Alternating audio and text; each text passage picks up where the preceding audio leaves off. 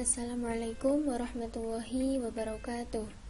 Halo semuanya, perkenalkan saya Filki Amalia Susanti dengan NIM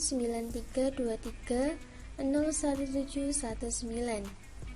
Pada video pembelajaran kali ini, kita akan membahas mengenai pembuktian contoh soal dan teorema pada bidang Euclid untuk memenuhi tugas pada mata kuliah Geometri Transformasi.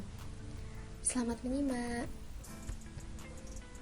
Yaitu pembuktian soal transformasi pada contoh soal 1.17. Yang kedua, soal komposisi transformasi pada contoh soal 1.18. Dan yang ketiga, pembuktian teorema pada teorema 1.6. Untuk contoh soal yang pertama, yaitu pada contoh soal 1.17, diberikan sebuah lingkaran dengan jari-jari R dan pusat titik A pada bidang Euclid. Ditetapkan relasi T sebagai berikut.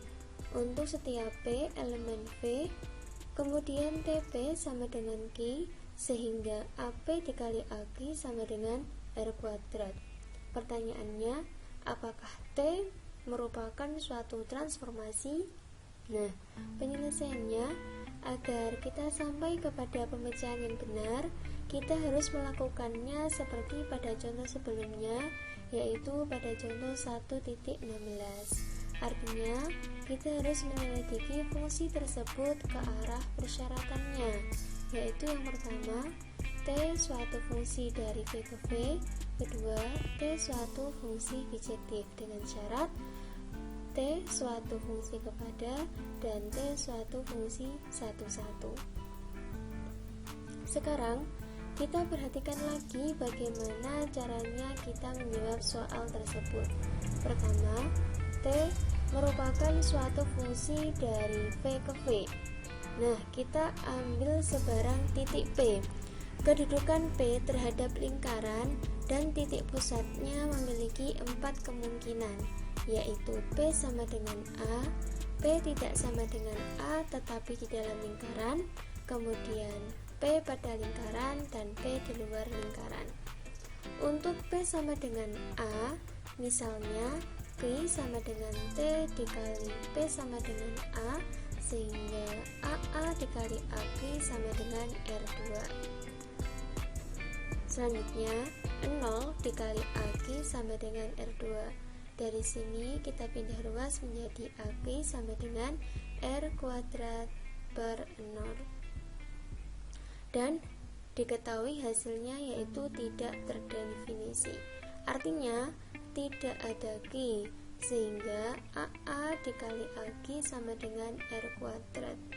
Hal ini berakibat bahwa apabila P sama dengan A, kemudian tidak ada Q elemen V, sehingga AP dikali AQ sama dengan R kuadrat. Jadi dapat kita simpulkan kalau T itu bukan merupakan fungsi dari V ke V, karena salah satu syarat yang pertama dari suatu transformasi sudah tidak terpenuhi.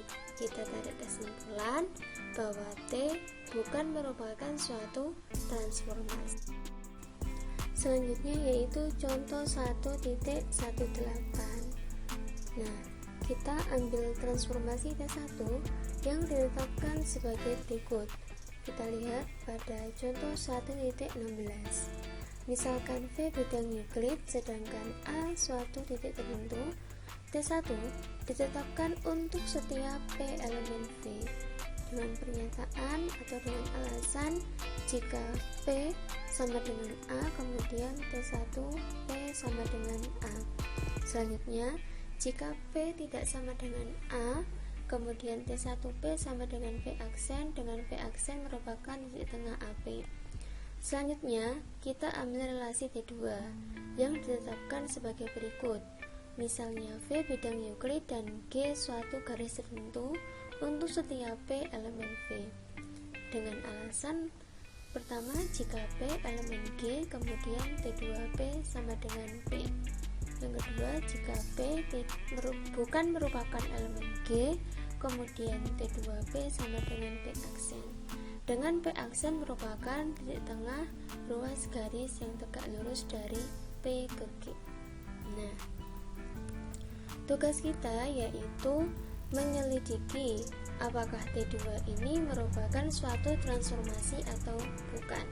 Kemudian menyelidiki apakah T1 bundaran T2 ini sama dengan T2 bundaran T1. Langsung ke penyelesaiannya. Pertama, ditunjukkan bahwa T2 merupakan fungsi dari V ke V. Selanjutnya, T2 merupakan fungsi bijektif dengan syarat pertama T2 fungsi kepada, selanjutnya T2 fungsi 1 ke 1. Sekarang kita pelajari dan pahami uraian di bawah ini. Dari syarat yang pertama, T2 merupakan fungsi dari V ke V.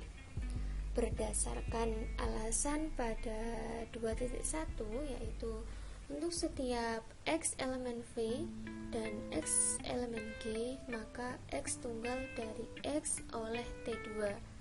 Selanjutnya, berdasarkan alasan 2.2, setiap X elemen V dan X bukan elemen G, ada tunggal garis tegak lurus kepada G melalui X.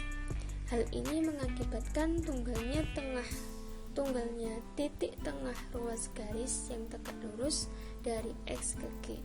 Jadi, untuk X elemen V dan X bukan elemen G, ada tunggal peta anggota V yang memenuhi alasan 2.2. Nah, jadi dapat kita ketahui kalau T2 ini merupakan suatu fungsi dari V ke V. Selanjutnya, yaitu T2 merupakan fungsi bijektif. Suatu fungsi dikatakan bijektif atau T2 ini dikatakan bijektif jika syarat yang pertama yaitu T2 merupakan fungsi kepada dan T2 merupakan fungsi satu. Kita buktikan yang pertama dulu, yaitu T2 merupakan fungsi kepada. Kita ambil sebarang Y elemen V. Apabila Y elemen G, ada prapeta Y oleh T2. Apabila Y bukan elemen G, ada tunggal garis L yang tegak lurus dengan G melalui Y. Misalnya nih, ada himpunan N sama dengan G yang merupakan himpunan bagian dari L. Akibatnya ada garis NY. Hal ini mengakibatkan ada ruas garis NX sehingga Y merupakan elemen dari NX dan garis YN itu sama dengan garis XY. Dari uraian ini ada X sehingga garis YX itu tegak lurus dengan G dan Y sama dengan TX. Jadi T2 merupakan fungsi kepada. Oke, selanjutnya yaitu untuk T2 fungsi 1, 1. Nah, kita ambil dua titik sembarang, yaitu ada X dan Y yang merupakan elemen dari V, sehingga X dan Y itu tidak sama dengan Y, X tidak sama dengan Y. Untuk X dan Y pada sisi yang berbeda oleh garis G. Kemudian T2X itu tidak sama dengan T2Y karena T2X dan T2Y itu terletak pada sisi yang berbeda oleh garis G. Dapat kita cermati pada gambar 1.5. Nah, terlihat kan, jadi di sini T2X-nya itu tidak sama dengan T2Y-nya karena terletak pada sisi yang berbeda dari garis G. Oke, lanjut. Untuk X, Y pada sisi yang sama dengan G dengan garis XY yang tegak lurus dengan G. Karena garis XY itu tegak lurus dengan G, maka jarak dari X ke G dengan jarak dari Y ke G berbeda. Akibatnya T2X tidak sama dengan T2Y karena jarak dari T2X ke G itu separuh jarak dari X ke G. Sementara itu jarak dari T2Y ke G itu separuh jarak dari Y ke G. Dapat kita perhatikan pada gambar 1.6. Nah, jadi jarak dari T2X ke G itu separuh jarak dari X ke G sendiri. Sementara itu jarak dari T2Y ke G itu separuh jarak dari dari Y ke G. Selanjutnya, nah, untuk X, Y pada sisi yang sama oleh G, kemudian garis XY tidak tegak lurus dengan garis G. Hal ini berakibat ada garis L yang melalui X yang tegak lurus dengan G, dan ada garis M yang melalui Y yang tegak lurus dengan G. Kemudian garis G itu tegak lurus dengan L. Maaf ya, ini simbolnya bukan simbol sejajar, akan tetapi tegak lurus ya. Jadi G tegak lurus dengan garis L. Karena T2X itu elemen L, kemudian T2Y elemen garis M, dan garis L itu sejajar dengan garis M, maka T2X itu tidak sama dengan T2Y. Nah, dapat kita cermati pada gambar 1.7 ini. Jadi T2 ini merupakan fungsi 1,1.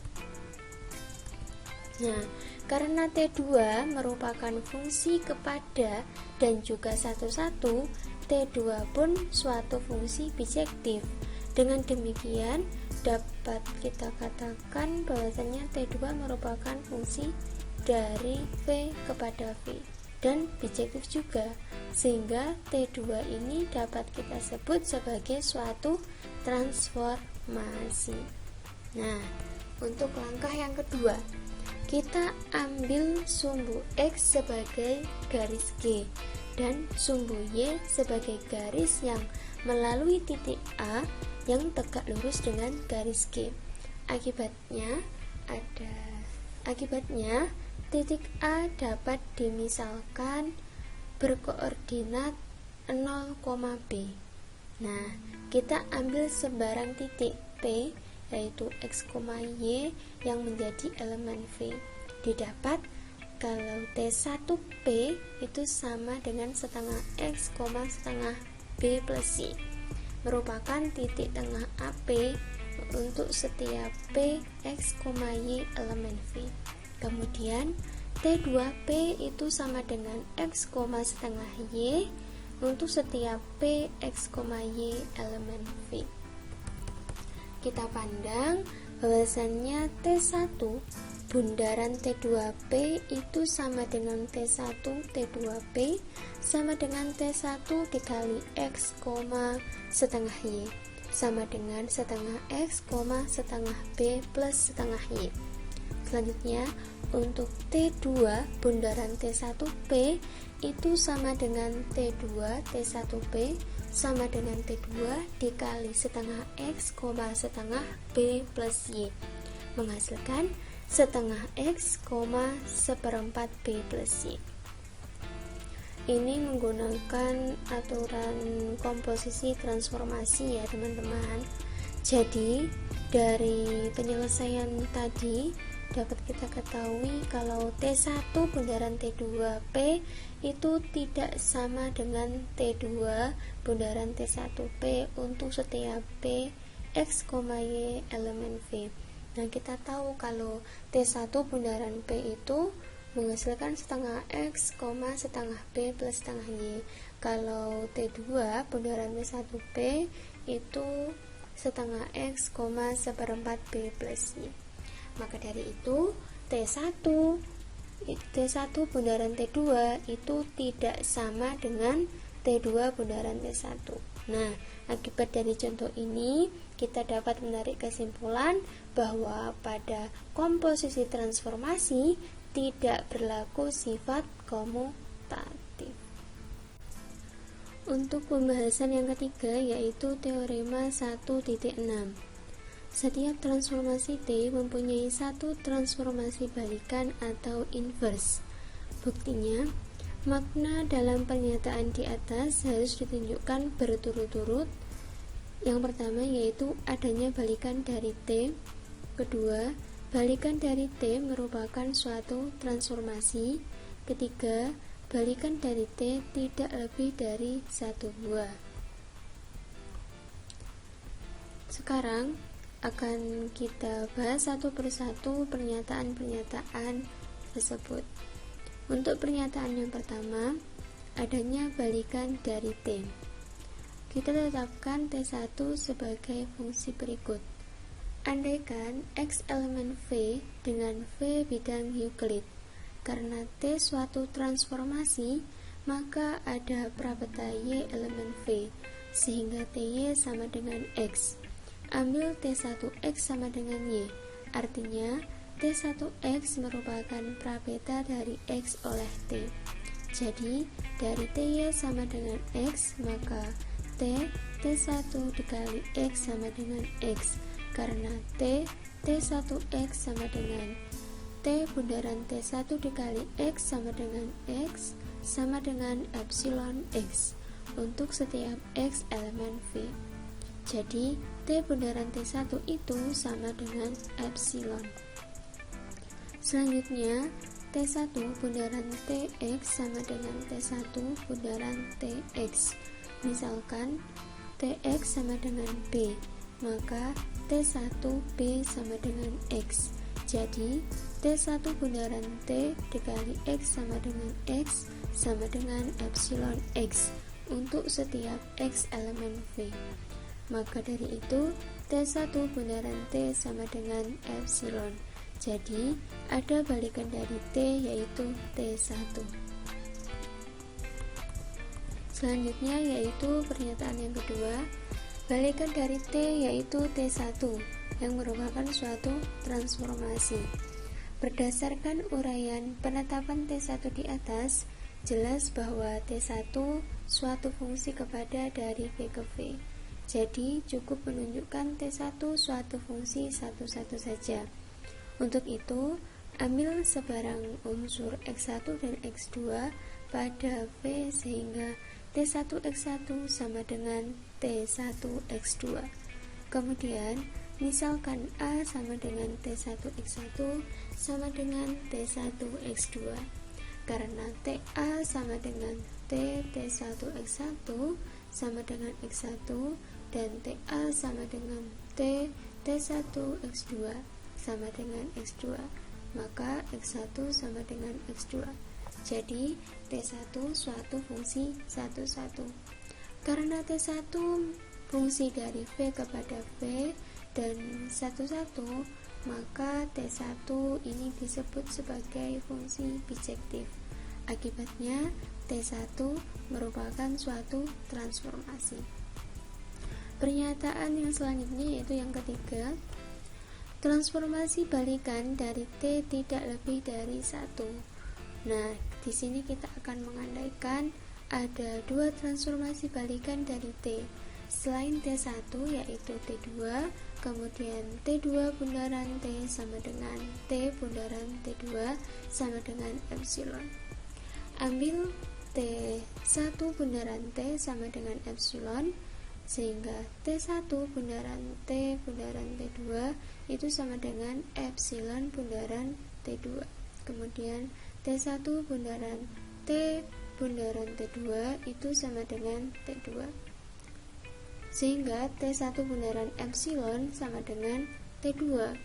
Kemudian T2 merupakan transformasi balikan dari T. Sehingga T1 itu sama dengan T2.